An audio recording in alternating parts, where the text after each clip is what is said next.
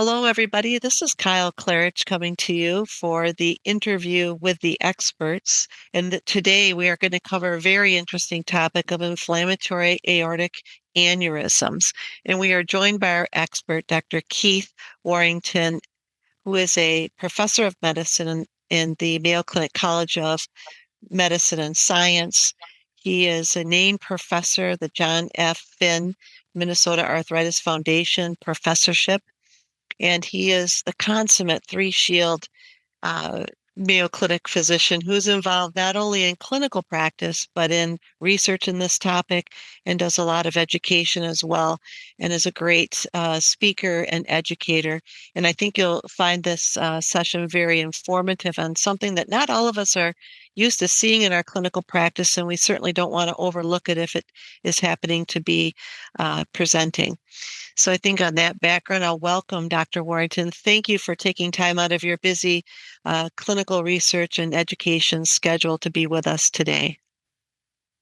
Thank you so much for having me. It's a delight to be here and to discuss this interesting topic. And I always very much enjoy collaborating with my colleagues in cardiology on these patients.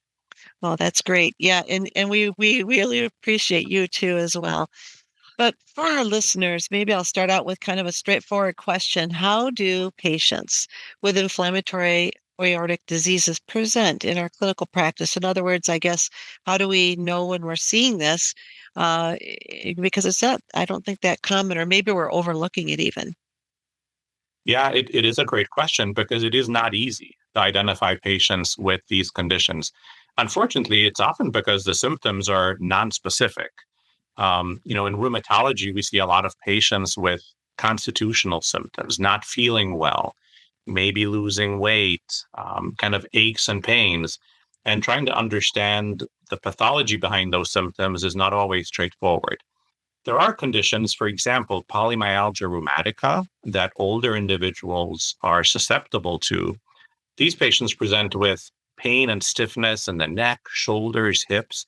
And we know that about a third of people with polymyalgia rheumatica actually have inflammatory disease in the aorta and in the large arteries. So those are patients that were kind of attuned to, exploring the possibility of inflammatory aortic disease. And then the other big population is patients with giant cell arteritis who are at risk of developing aortic disease. And so there we're obtaining imaging specifically to look for aortic inflammation, to look for aortitis. But then there are patients where this condition is detected incidentally on imaging, right? We're doing a lot of scans to patients who are coming through the emergency room, through general medical evaluations. And our radiologists are now very astute at picking up signs of inflammatory disease in the aorta, such as, for example, when they see thickening of the wall of the aorta. Similarly, with MRI imaging of the chest, again, if there is thickening of the wall of the aorta, if there's enhancement, that can be a clue into inflammatory aortic disease. Mhm. And the other imaging modality that is extremely helpful and is, again, widely used is PET imaging, both for malignancy or perhaps for occult inflammation or infection. And PET imaging is very helpful when we see FDG uptake in the wall of the aorta. And that again clues us in to identifying this inflammatory aortic disease. Now, there are less common circumstances where patients may be undergoing surgery. So at times, our cardiac surgery colleagues will be repairing an ascending aorta.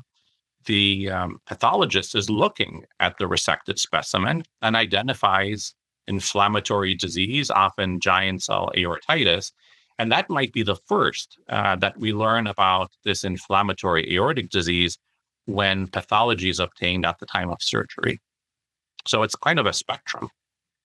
Yeah, it sure sounds like it. It seems like, the polymyalgia rheumatica, that's really something we should have on our radar screen with up to a third of those patients having some sort of aortitis. I guess I didn't realize it was quite that high, but that's really good to know. Do you have a cadence that you tend to say, well, if you have polymyalgia rheumatica, you should have aortic imaging every so often?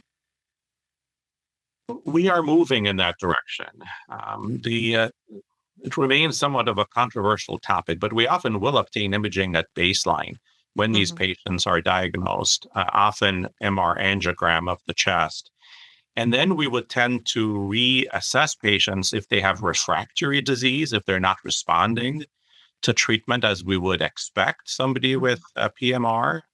And so it's basically just keeping a heightened awareness of this complication and then imaging to evaluate for aortic inflammation.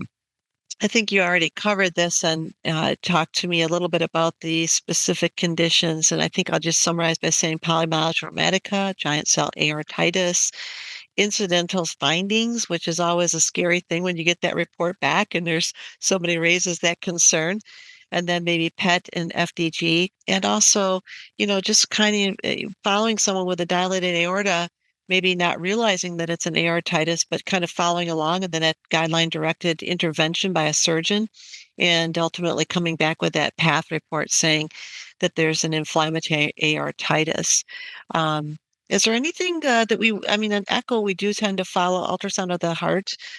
We do tend to follow aortic size routinely, but we probably don't have very sophisticated ways of telling whether that's just enlargement or inflammation. Occasionally, we notice that the walls are a little bit thickened, but it wouldn't be, at least in my estimation, as an echocardiographer, first line imaging to tell whether you have an aortitis. Would you agree with that?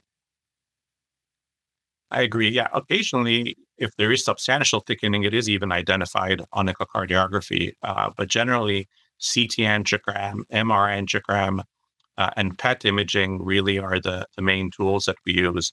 And I should add, with giant cell arteritis in particular, in recent years, we've really understood the risk of these individuals.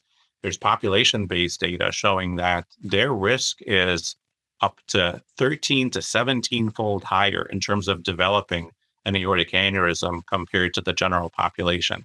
So these are patients that we would tend to image at baseline. And then if the baseline imaging is normal, we may repeat imaging in 2 to 3 years and follow gradually. And of course, if there is evidence of a dilatation in the aorta, then we're following more closely.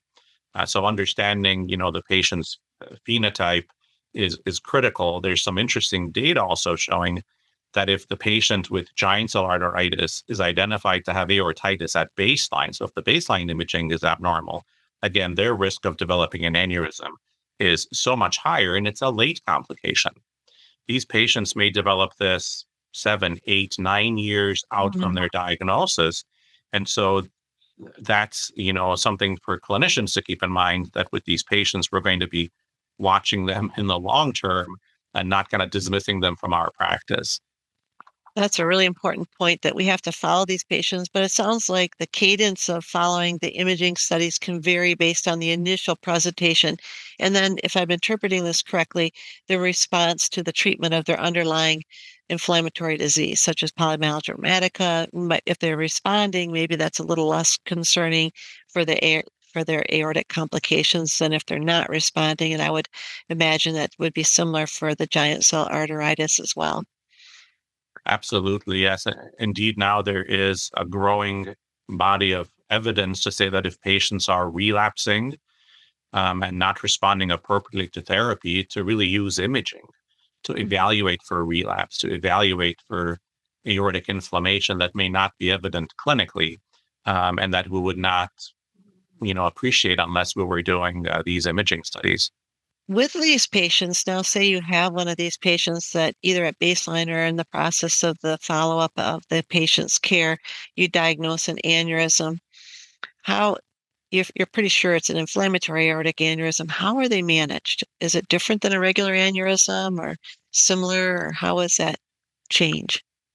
Yeah, that's an important topic. And obviously, as a rheumatologist, well, it is our task to control that inflammatory process, because smoldering inflammation on the aorta, of course, is what is causing damage to the aortic wall and structures and lead to further dilatation and damage. And so it's our job to keep that inflammation under control, to control the inflammatory disease activity. Of course, the patients need to be managed also in conjunction with our cardiology colleagues.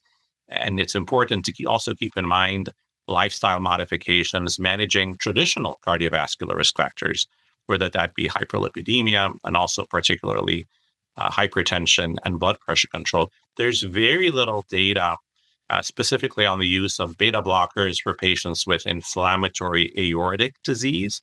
The little bit of data that there is suggests that there may be some benefit in preventing further progression of their aneurysm. But then, of course, once the aorta reaches a size, at least in my practice, that's closer to 5 centimeters, we absolutely want to engage our cardiology and cardiovascular surgery colleagues. There is data to suggest that inflammatory aortic disease, particularly in giant cell arteritis, patients may be at risk of complications, including dissection, at diameters that are relatively on the smaller side in the region of 50 to 51 millimeters. So again, we want to refer these patients earlier, perhaps. Okay, so I think that's a really important point to keep a really close eye on the size and the progression of the aneurysm. And once they're close to 5 centimeters, we would engage our thoracic surgery colleagues. But up until that point, keeping traditional risk factors under control and in check, possibly beta blocker over other things, but any way we can keep their blood pressure under control, I'm assuming is the right thing to do in these situations. Great. Absolutely.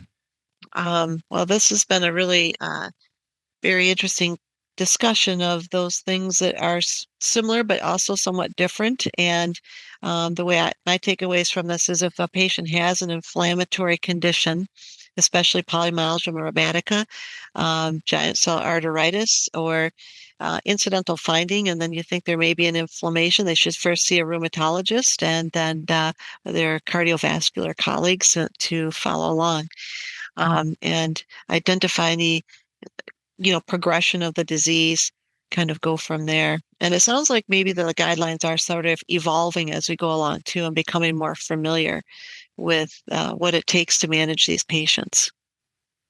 Absolutely. Guidelines are evolving both in terms of diagnosing these conditions. And again, we see, for example, in the classification criteria for giant cell arteritis, now inclusion of PET imaging, which is a new development. And then, as you mentioned, developing specific guidelines on what is the optimal imaging frequency for these patients and which exact imaging modality should we use. Should they all be imaged with MR versus PET? And of course, it depends on availability, cost considerations, contraindications, and availability of these imaging modalities. So we'll have to keep a close eye on that and have you follow up with us down the road here as those guidelines mature. Anything else you want to leave, any other teaching points you want to leave our audience with, or do you think, I feel like we've covered the topic really well. I've learned a lot from you and I appreciate that, but I'm happy for you to have the last word.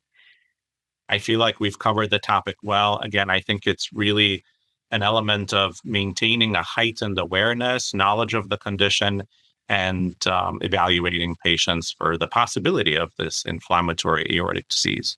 Well, that's great. Well, thank you very much, Dr. Warrington. It's been a great pleasure to have you on Interviews with the Experts today. And I'm wishing all of our listeners a great day, great week, and be safe out there. Thank you for having me.